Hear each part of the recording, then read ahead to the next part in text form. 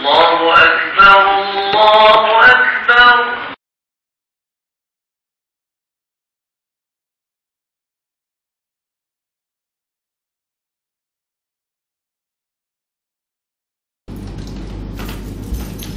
Bismillahirrahmanirrahim.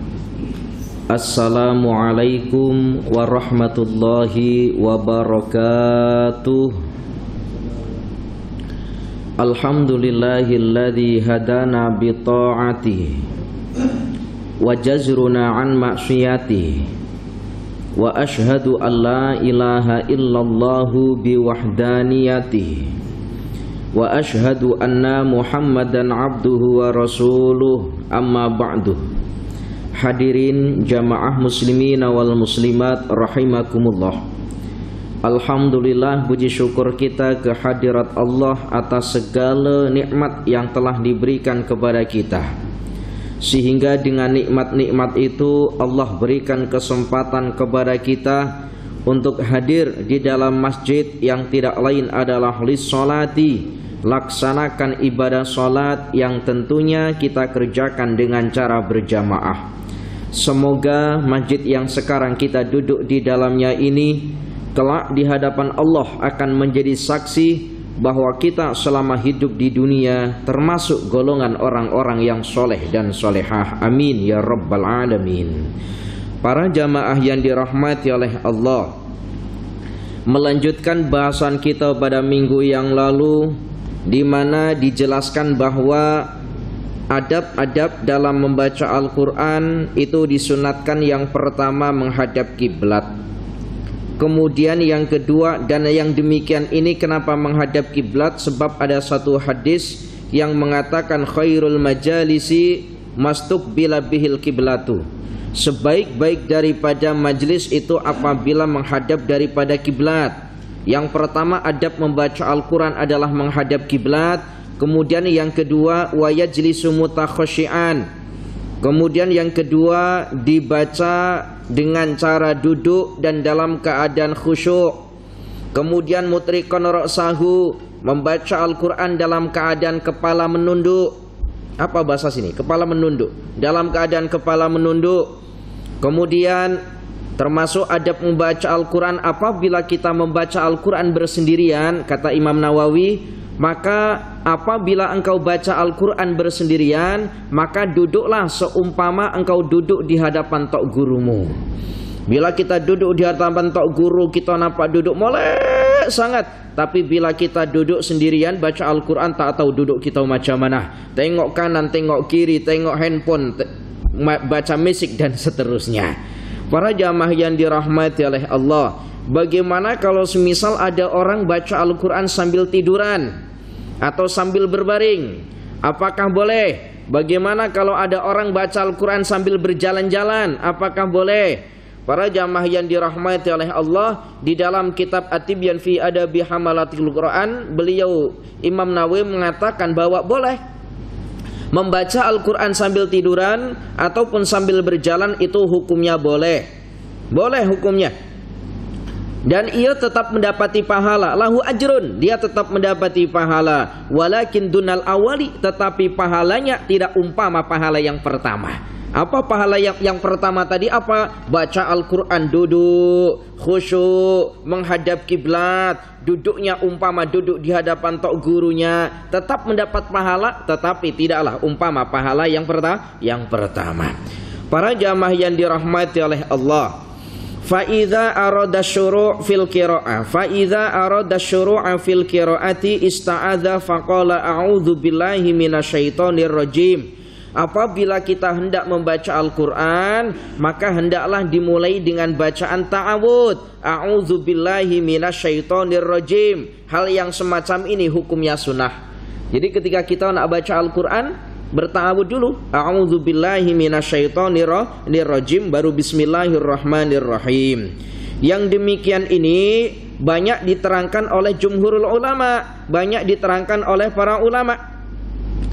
Kemudian hal ini pun sesuai dengan ayat Al-Quran, yang mana dalam ayat Al-Quran dijelaskan fa idza qara'tal Qur'ana fasta'idz billahi minasyaitonir rajim. Di sini menggunakan kalimat qara'ta. Kalau kita baca terjemahan mungkin saya tak baca terjemahannya. Kalau mungkin kita baca terjemahannya kalimat fa idza qara'tal qur'ana, apabila engkau telah membaca Al-Qur'an, sebab menggunakan fi'il madhi.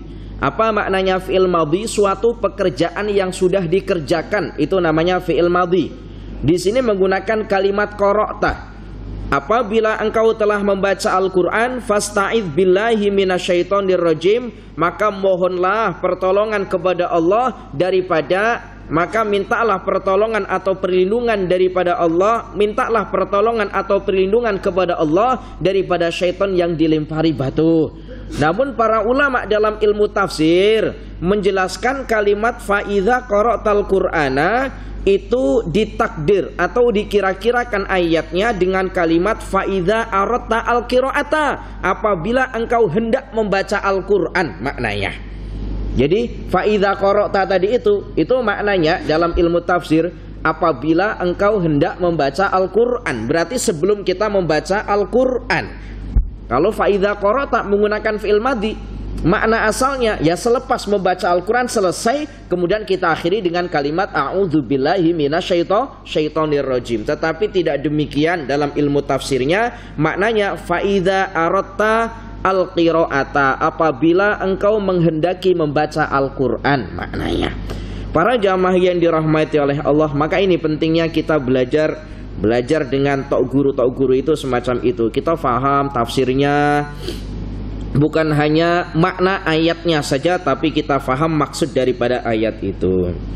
Summa sifatu ta'awudzi kama dzakarna wa kana jama'atun minas salafi yaqulani. Kemudian sifat-sifat atau sighat daripada ta'awud itu ada dua. Sighat atau kalimat isti'adzah, kalimat ta'awud itu ada dua. Yang pertama tadi a'udzubillahi minasyaitonir rajim, yang pertama. Yang kedua a'udzubillahis sami'il alimi minasyaitonir rajim. Ini ada dua. Mana ustadz yang betul? Dua-duanya betul. Kalau dua-duanya betul, mana yang tak betul? Yang tak betul tuh bila tak baca ta'awud itu yang tak betul. Nah ini boleh kita pilih yang mana? Nak pilih a'udzubillahi minasyaitonir rajim boleh, atau kita nak baca a'udzubillahis sami'il alimi minasyaitonir rajim juga boleh. Tetapi di antara dua sikhat itu para ulama menjelaskan ada yang mukhtar atau ada yang terpilih. Maksudnya terpilih ini banyak yang digunakan oleh para ulama. Yang mana di antara dua sikhat yang banyak dipilih oleh para ulama? Wahuwa al-awalu, yang pertama. Yang pertama mana? A'udzubillahi minasyaitonir rajim. Itu sikhat atau kalimat ta'awud yang banyak digunakan oleh para ulama. Tapi kalau kita nak sikhat a'udzubillahi sami'il alimi minasyaitonir rajim juga boleh. Ditanya, "Bakpo kau baca ta'awud a'udzubillahi sami'il alimi minasyaitonir rajim?" Jawabnya, supaya beda Ustadz. Nah ini yang lain bacanya a'udzubillahi minasyaitonir rajim, saya bacanya a'udzubillahi sami'il alimi minasyaitonir rajim, supaya beza bisa. Para jamaah yang dirahmati oleh Allah, ya bukan pasal beza atau tidaknya, ya kita mengikuti para golongan ulama. Para jamaah yang dirahmati oleh Allah, summa inna ta'awudha mustahabun laisa biwajibin. Ta'awud ini hukumnya sunnah, bukan perkara yang wajib. Jadi ta'awud itu perkara sunnah, bukan perkara yang wajib. Andaikan kita tak baca pun tak doga pun perkara sunnah. Wa huwa mustahabun likulli qari'in sawa'un kana fis sholati aw ghairiha. Ta'awud ini hukumnya sunnah, baik dibaca ketika melaksanakan ibadah sholat atau membaca Al-Quran selain daripada ibadah sholat. Dalam ibadah sholat kita kan ada baca suratul Fatihah, ada baca surat selepas suratul Fatihah. Itu sunnah dimulai dengan ta'awud. Imam semisal sholat atau makmumnya sholat semisal baca Fatihah, ya dimulai dengan ta'awud. A'udzubillahi minasyaitonir rajim, bismillahirrahmanirrahim, kemudian baca suratul Fatihah. Cuman ya jangan dijaharkan. Yang kalau jadi imam ta'awudnya jangan dijaharkan, jangan dikeraskan. Kenapa? Sebab ini kan tidak biasa ada imam yang membaca ta'awud dengan suara yang keras. Imam takbir Allahu Akbar, Nak baca suratul Fatihah dimulai dengan ta'awudz. A'udzubillahi minasyaitonirrajim. Ini kan nggak biasa. Takut-takut nanti jamaah, wah ini imam sesat doh nih ini. Padahal perkara yang tidak mengapa. Perkara yang tidak mengapa. Nah, perkara ta'awudz ataupun bismillah itu andaikan tidak dijaharkan, itu ya juga tidak mengapa. Semisal takbir Allahu Akbar, misal. Lalu nak membaca suratul Fatihah, membaca ta'awudz. Ini imam, contoh imam. Imam baca ta'awudz. A'udzubillahi minasyaitonirrajim. Bismillahirrahmanirrahim. Alhamdulillahirabbil alamin. Boleh. Asalkan tetap membaca bismillah. Nah ini. Dalam madhabus Syafi'i, bismillah dalam suratul Fatihah, dalam sholat membaca suratul Fatihah itu wajib membaca bismillah. Kenapa? Sebab bismillah ini termasuk daripada suratul Fatihah dalam madhab Syafi'i. Baik dibacanya jahar ataupun dibacanya sirri, tetapi tetap wajib membaca bismillah. Nah ini. Maka ya karena kita di hadapan jamaah-jamaah yang mayoriti madhabnya Syafi'i, kalau jadi imam ya dijaharkan bismillahnya, itu dijaharkan Bismillahirrahmanirrahim. Supaya apa? Supaya makmum mantap bahwa yang di hadapan imamnya ini sama-sama mengikuti madhab Syafi'i. Coba kalau kita semisal sholat, imamnya tidak membaca bismillah karena kita tak mendengarnya, tiba-tiba alhamdulillahirabbil alamin, kira-kira hati kita macam mana? Aduh, macam mana ini imam, ini tak sah doh sholatnya. Nah ini kan kita macam tuh, betul ya? Betul. Padahal ya imam boleh jadi baca bismillahnya dengan cara sirri. Nah ini. Maka kita tengok di kebanyakan negara yang mengikuti mazhab Hanafi atau mazhab Maliki, umpama yang banyak mengikuti mazhab Hanafi, umpama di India, umpama di Pakistan, umpama di Bangladesh, itu kebanyakan mengikuti mazhab Hanafi. Jadi kalau sholatnya alhamdulillahirabbil alamin tak membaca bismillah karena mengikuti mazhab Hanafi, yang mana mazhab Hanafi mengatakan bismillah itu bukan termasuk daripada suratul Fatihah. Tapi kalau membaca tak dogapo, bukan perkara yang membatalkan sholat. Nah ini mazhab Hanafi. Maka ya jangan heran, mungkin di Mekah juga banyak yang sholatnya terus alhamdulillahirabbil alamin mengikuti mazhab Malik. Para jamaah yang dirahmati oleh Allah, para jamaah yang dirahmati oleh Allah, summa inna ta'awudha mustahabun laisa biwajibin wa huwa mustahabun likulli qari'in sawa'un kana fi sholati aw ghairiha wa yustahabu fi sholati fi kulli raq'atin ala sahihi. Adapun di dalam perkara sholat, kita disunatkan untuk membaca ta'awudz pada setiap rakaat.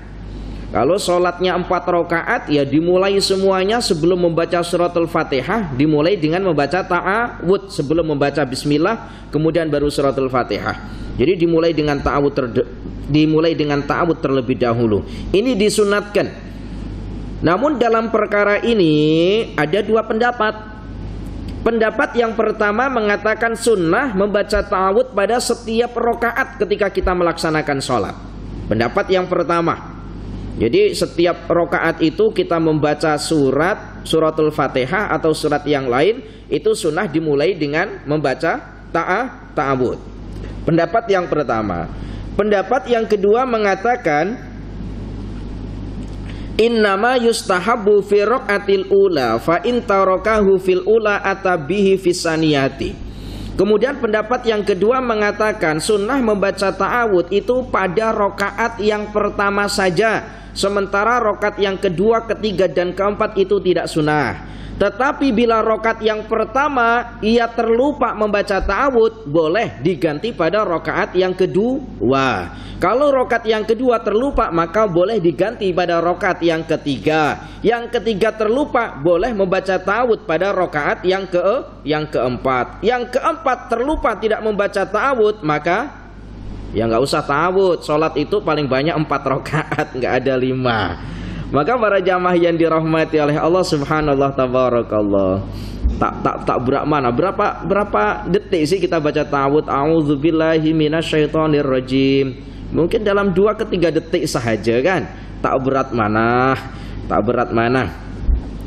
Sebenarnya kita ini nak membaca ta'awud mungkin, tapi karena belum terbiasa sehingga seringkali lupa. Maka biasakan perkara-perkara yang molek meskipun itu ringan. Seringkali kita berpikir nak mengerjakan perkara-perkara yang molek atau amal soleh, tapi perkara-perkara yang berat-berat, nak melaksanakan sholat tahajud malam, nak melaksanakan zikir malam, nak baca Al-Quran di waktu malam sampai pagi. Kan hati kita nak yang demikian. Tetapi kita tidak pernah berpikir bahwa perkara-perkara yang sama-sama afdolnya dan itu ringan tetapi tidak kita kerjakan, umpama sholat ba'diyah semisal, sholat qobliyah semisal, kadangkala kita terlupa untuk mengerjakannya. Maka para jamaah yang dirahmati oleh Allah, ini mumpung kita ada hadir nanti bulan Ramadan, itu minta maaf, ini ada sebagian yang saya tengok di beberapa masjid, bila nak melaksanakan sholat taraweh selepas daripada ibadah sholat isya, assalamualaikum, kemudian imam zikir, jamaahnya ikut zikir, kemudian selepas daripada doa, kemudian sebelum sholat taraweh itu melaksanakan sholat ba'diyah. Tetapi ternyata ya ada dan banyak jamaah yang tidak mengikuti ba'diyah sholat isya tetapi mengikutinya sholat taraweh. Ini terbalik, sholat taraweh yang ia kerjakan itu tidaklah lebih utama dibandingkan dengan sholat ba'diyah isya-nya. Nah itu, paham ya ini ya. Jadi ya tetap laksanakan sholat ba'diyah isya-nya dulu, kemudian laksanakan sholat taraweh. Jangan duduk tunggu imam sholat taraweh baru bangun. Nah ini tersalah yang demikian ini. Tersalah yang demikian ini. Nah ini hati-hati para jamaah. Sebentar lagi kan bulan Ramadan. Biasa ya Ramadan itu hari pertama masjid penuh, kedua penuh, 10 Ramadan masih penuh, 10 Ramadan sampai 20 Ramadan kira-kira jamaahnya semakin maju. Iya kan? Jamaahnya semakin maju, softnya semakin hilang. Nanti kalau sudah 20 ke 30 Ramadan, itu yang ramai bukan masjid yang ramai. Mana yang ramai? Pasar-pasar malam yang ramai. Nah ini pasar-pasar malam ada dekat Masjid Wakaf CI itu. Tengok, saya kuliah juga dekat Masjid Wakaf CI itu, depan Kaltek gitu. Kalau lepas setiap hari Jumat subuh saya kuliah kat situ. Masjid Islamiyah atau apa itu? Surau Islamiyah atau Masjid Islamiyah yang depan Kaltek tepat tuh. Jadi Masya Allah kalau bulan Ramadan itu masjidnya tak ada orang. Yang depan situ pasar malam ramai. Nah ini Insya Allah tabarakallah ya tetaplah sebelum pasar malam nak pergi ya pergilah, tapi jangan tinggalkan sholat tarawehnya. Nah ini para jamaah yang dirahmati oleh Allah, ya Allah ya Karim. Lalu di antara dua perkara ini perihal tentang ta'awud. Perihal tentang ta'awud itu yang pertama tadi ketika melaksanakan sholat itu disunatkan setiap rokaat itu melaksanakan ta'awud, boleh. Pendapat yang kedua, rokaat yang pertama saja, apabila terlupa diganti pada rokaat yang kedua dan seterusnya. Di antara dua pendapat ini mana yang asoh itu mana yang paling terbaik? Maka para ulama menjelaskan yang pertama yang terbaik yaitu setiap rokaat melafalkan ta'awud. Nah ini setiap rokaat itu melafalkan ta'awud. Wa yustahabu at-ta'awudhu fit takbiratil ula min sholatil janazati ala as-sahih. Jadi sunnah untuk membaca ta'awud ketika kita melaksanakan sholat janazah. Sholat jenazah itu pada takbir yang pertama. Takbir yang pertama Allahu Akbar. Sebelum membaca suratul Fatihah kita ta'awud. Kemudian takbir yang kedua kita membaca sholawat tak payah ta'awud. Jadi kalau membaca sholawat tak payah ta'awud. A'udzubillahi minasyaitonirrajim. Allahumma sholli ala sayyidina Muhammad. Tak payah ta'awud. Jadi pada takbir yang kedua, takbir yang ketiga doa, takbir yang keempat doa, tak payah ta'awud. Nah ini tak payah ta'awud. Dalam ibadah sholat jenazah itu ya ada sebagian begini. Dalam ibadah sholat jenazah itu ada mungkin lah itu, tapi itu tak mengapa. Mungkin nanti kita akan ternampak suatu hari atau kita akan jumpa atau pernah jumpa ketika orang melaksanakan ibadah sholat jenazah itu ketika salam. Jadi Ketika salam, imam salam, assalamualaikum warahmatullahi, itu kan kebanyakan tangannya tetap seperti ini kan. Assalamualaikum warahmatullahi, yang tengok kepalanya saja. Assalamualaikum warahmatullahi wabarakatuh. Dalam salat jenazah itu sunat dilengkapi. Assalamualaikum warahmatullahi wabarakatuh. Kalau salat fardu cukup assalamualaikum. Kemudian assalamualaikum warahmatullahi wabarakatuh, kebiasanya semacam itu. Tetapi ada sebagian ulama yang mencontohkan ketika salam assalamualaikum warahmatullahi wabarakatuh bersamaan dengan tengok ke kanan, ini tangannya dilepas satu. Assalamualaikum warahmatullahi wabarakatuh, dilepas satunya. Nah ini ya, kita terserah kita nak mana-mana, cuman saya jelaskan nanti kalau kita tengok ada jamaah yang semacam itu memang ada. Paham ya ini ya? Bahkan sholat andai kata semisal kita sholat fardu. Sholat fardu umumnya kan kita angkat tangan Allahu Akbar semisal. Umumnya kan? Umumnya. Yang dicontohkan para ulama demikian. Andai kata kita tidak begini bagaimana Ustadz? Kan ada kita tengok ada yang gini. Pernah tengok gini? Ada yang gini, ada yang gini. Tapi kalau yang di dalam kitab-kitab fiqh itu, dalam kitab-kitab fiqh itu diajarkan itu di bawah hati, di atas daripada pusar. Jadi tangan kita itu di bawah, ini kan hati jantung, kemudian di atas pusar. Jadi ini kan pusat kita. Jadi di sini, bukan di sini, bukan begini, bukan begini. Itu ada dalam ilmu fiqh itu diterangkan begini. Apalagi di bawah misalnya ya jangan. Di bawah pusar jangan. Para jamaah yang dirahmati oleh Allah, andai kata tidak semacam itu pun nggak mengapa. Contoh semisal Allahu Akbar, tangannya kayak gini, ya nggak apa-apa. Sebab itu bukan termasuk daripada rukun sholat. Yang rukun sholatnya itu adalah takbiratul ikhramnya. Kalau tangannya andai kata tidak semacam itu, tidak menjadikan batal dalam sholat. Paham ya ini ya?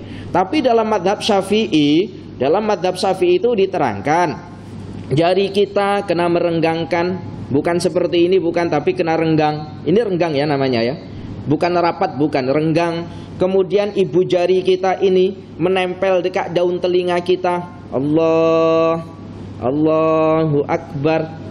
Kemudian untuk yang perempuan sebaliknya, kalau yang laki-laki itu merenggang semacam ini, merenggang, bahasanya merenggang ya, merenggangkan tangan. Kalau perempuan itu justru sebaliknya, kena merapatkan tangan, tapi bukan tangan yang ini, tangan yang ini dirapatkan. Jadi Allahu Akbar itu yang perempuan, Nah ini diatur dalam ilmu fiqh,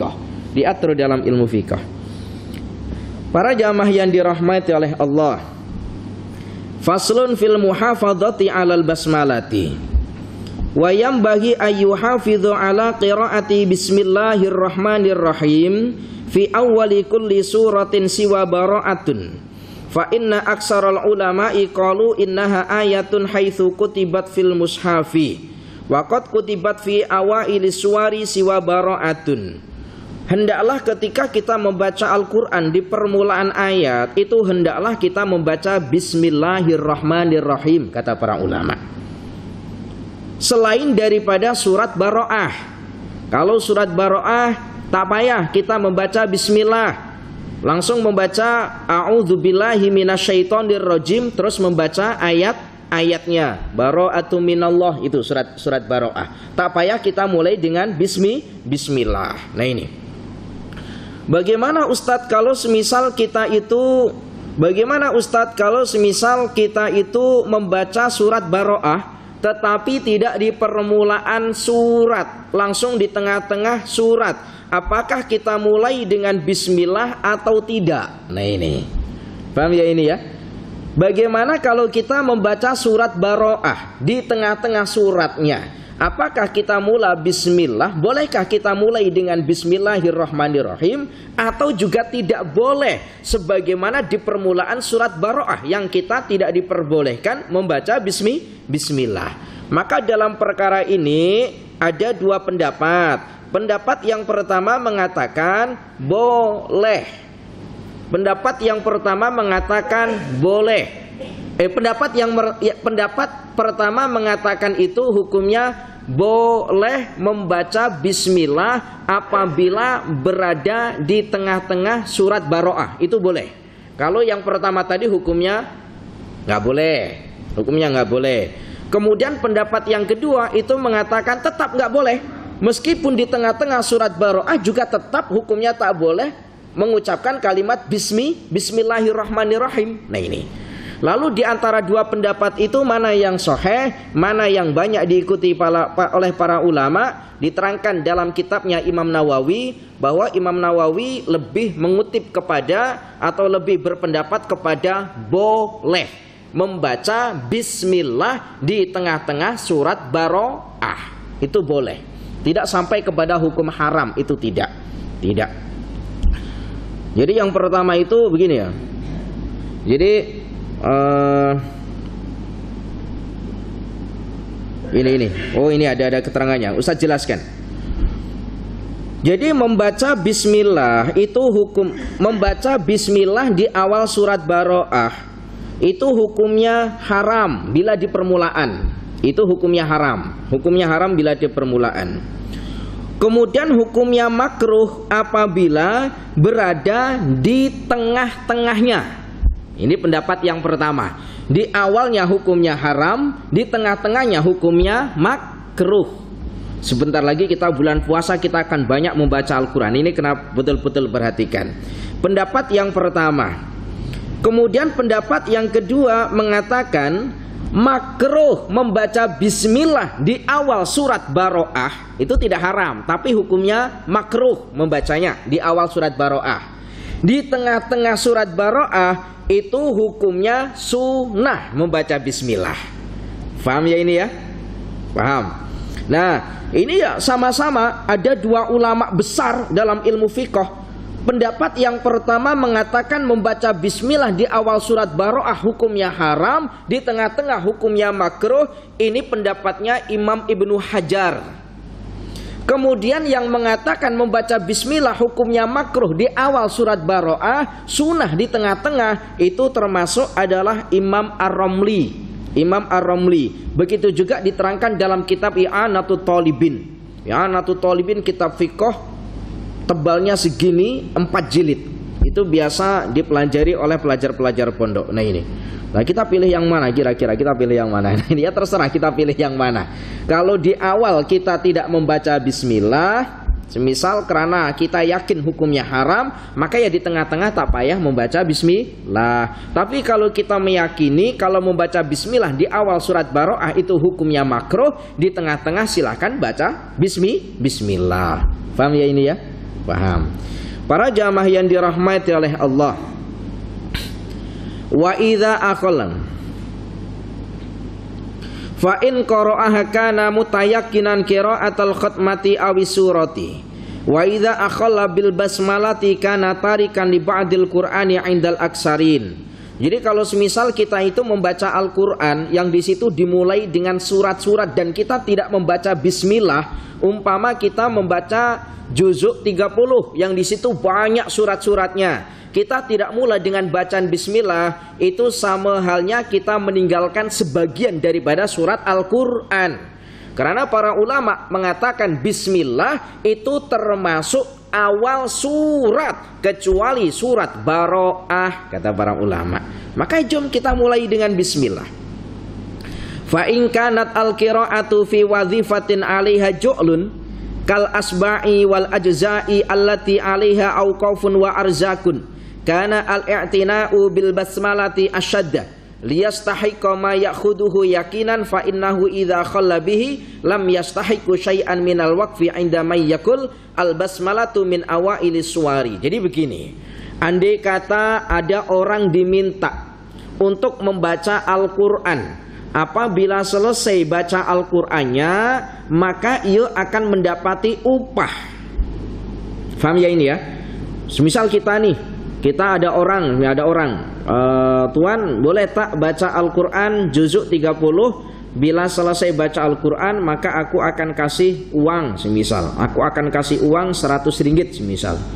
Lalu orang ini ternyata ketika membaca Al-Quran itu, daripada surat-surat itu tidak ada yang dimulai dengan bismillah, atau dimulai dengan bismillah tetapi tidak semua awal surat semisal.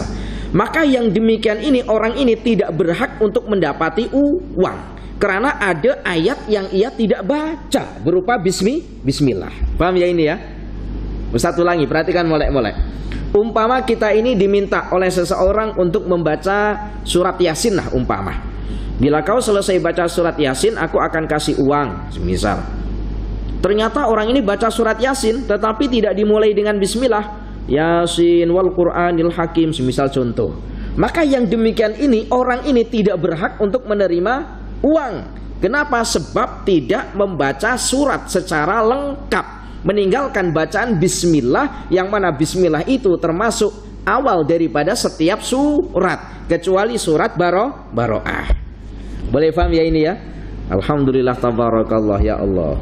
Para jamaah yang dirahmati oleh Allah, sampai-sampai Imam Nawawi itu mengatakan begini dalam kitabnya, wa hadhihi daqiqatun nafisatun yata'akkadu al-i'tina'u biha wa isya'atuha. Jadi Imam Nawawi itu mengatakan perkara ini loh, perkara ini yang mana? Perkara yang tadi itu, apabila disuruh orang atau diminta orang untuk membaca Al-Quran, ternyata dia tidak membaca bismillah, maka dia tidak berhak untuk menerima daripada upah, karena menghilangkan sebagian bacaan Al-Quran berupa bismillah tadi.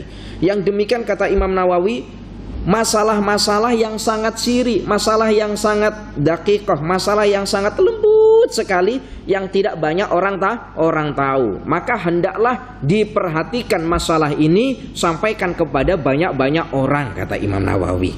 Masya Allah, tabarakallah. Faslun fi tadabburil Qur'ani wal khusyu'i indal qiraati.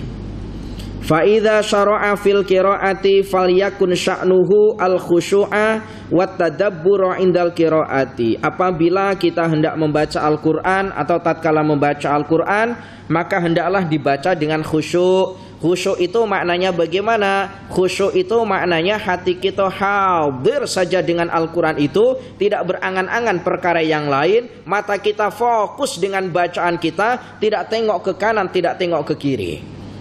Itu tanda-tanda orang fokus itu semacam itu.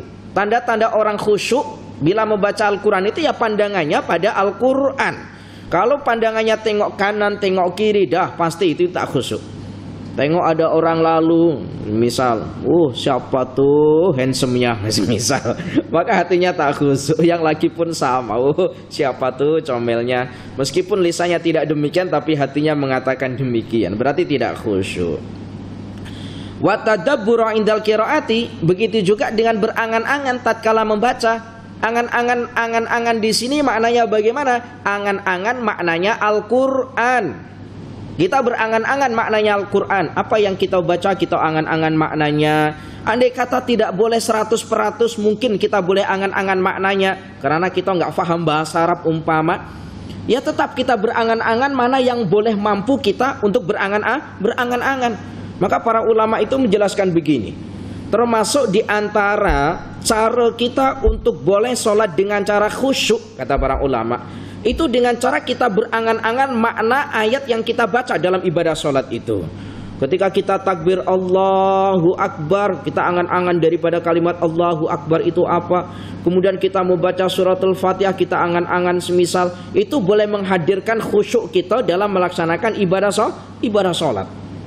Para jamaah yang dirahmati oleh Allah, saya ini ada, biasakan kalau ini ada kejadian, betul-betul ada kejadian. Jadi ada orang yang sangat khusyuknya dalam melaksanakan sholat, itu sampai lupa rokaat.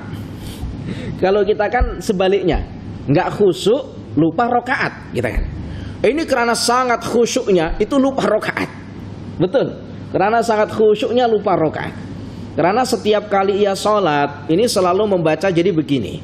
Ketika ia masbuk, contoh ya, ketika dia masbuk, jadi Ustadz ajarkan begini. Ketika kita sholat Isya semisal, lalu kita masbuk 1, berarti nanti di akhir itu kita menambah 1 rakaat. Ketika kita menambah 1 rakaat itu, kita bukan hanya membaca suratul Fatihah saja, tetapi kita tambah dengan bacaan surat selepas suratul Fatihah.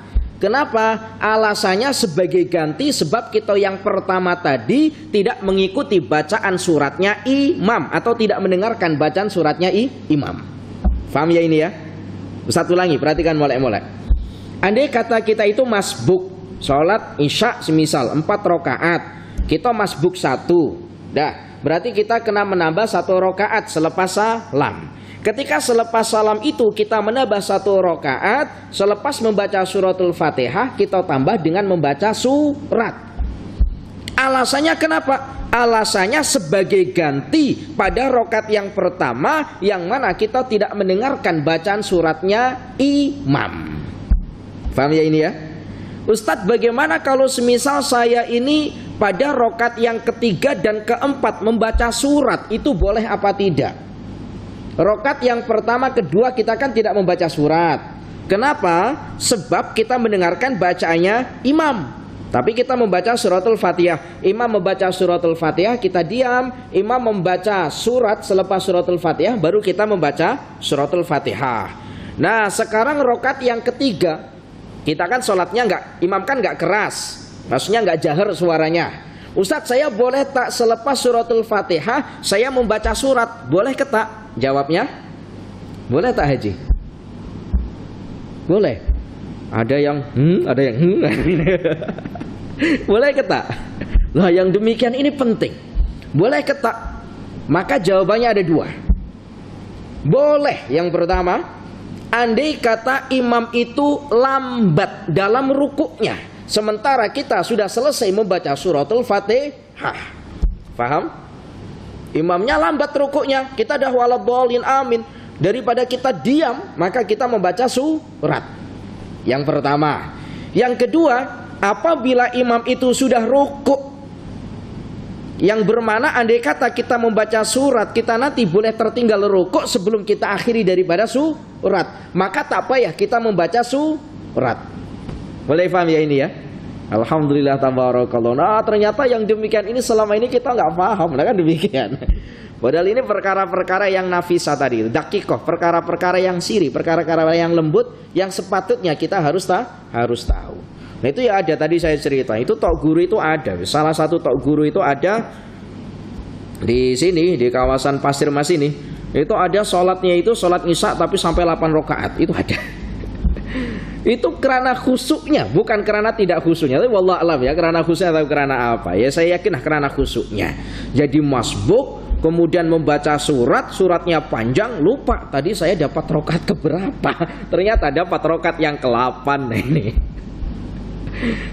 Nah kalau kita kan lupanya bukan lupa karena banyaknya rakaat. Kalau kita lupa justru rakaatnya tambah sedikit. Nah ini kita. Ya Allah ya Karim. Maka para jamaah yang dirahmati oleh Allah ya Karim ya, nanti bulan Ramadan itu biasa banyak yang lupa. Ini rakaatnya sudah, sholat tarawihnya ini sudah berapa rakaat, sebab jujur saya pernah jadi imam sholat tarawih, rakaatnya itu sampai 30 rakaat itu pernah. Saya jadi imam. Jadi saya cerita ketika saya ini sholat tarawih, kemudian imam sholat tarawih, kemudian imam ini batal, sholatnya batal, sehingga saya gantikan. Saya nggak tahu imam tadi itu sudah dapat berapa rakaat, itu saya nggak tahu.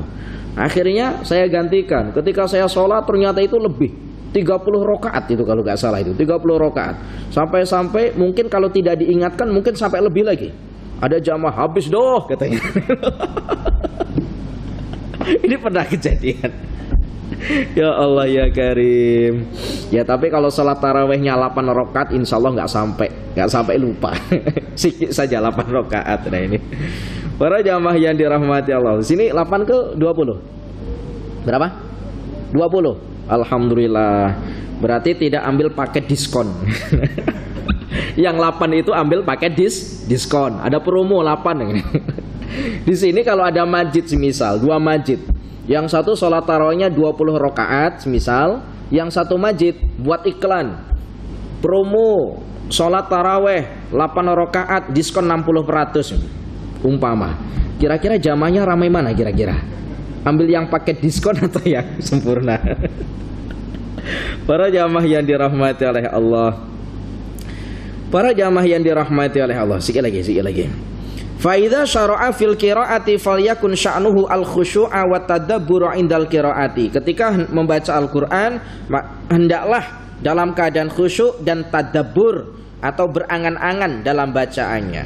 Waddalailu alaihi aksarun min antusara. Adapun dalil-dalil yang mengatakan atau menyuruh kita, menganjurkan kita membaca Al-Quran dalam keadaan khusyuk dan tadabbur, itu banyak sekali dalil-dalilnya. Salah satu dalil yang mengatakan begini, kenapa membaca Al-Quran itu kena khusyuk, kemudian kena tadabbur Al-Quran, itu alasan para ulama, sebab demikian itu boleh menjadikan lapang dada kita, kata para ulama.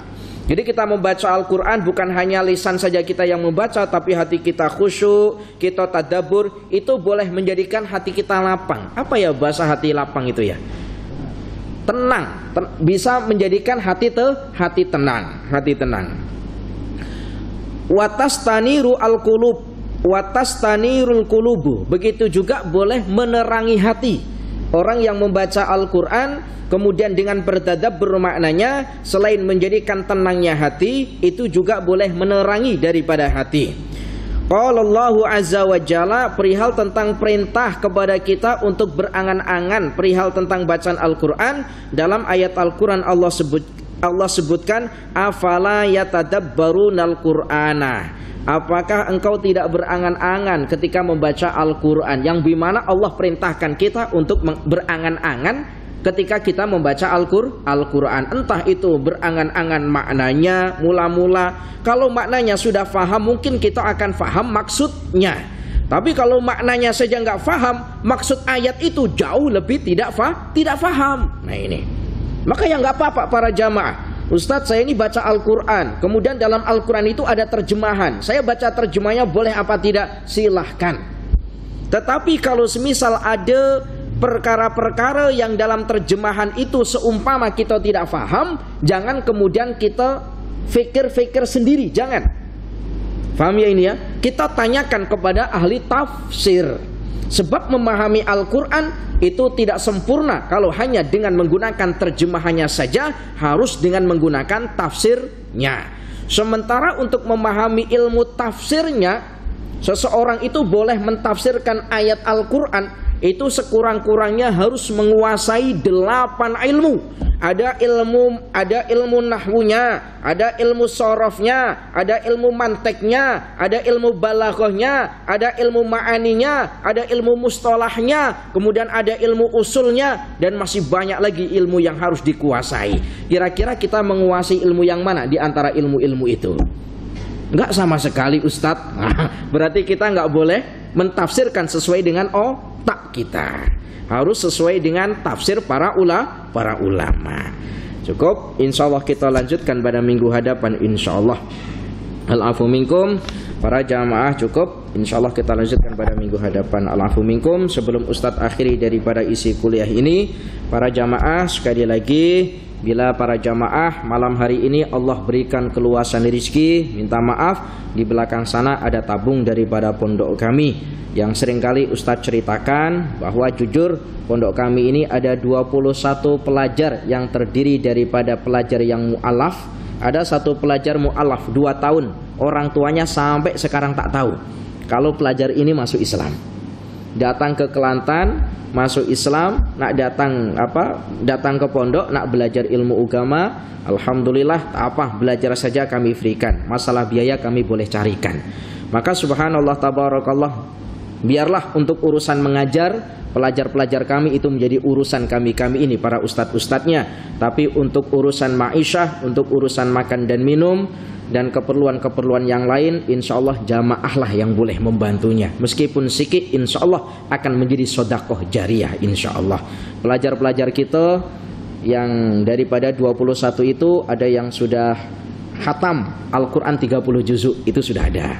Kemudian ada yang baru 5, ada yang baru mula, dan sekarang yang mu'alaf ini dapat 2 juzuk, alhamdulillah. Jadi para jamaah yang dirahmati oleh Allah, kalau Allah berikan keluasan rezeki, di belakang sana ada tabung daripada ma'had kami.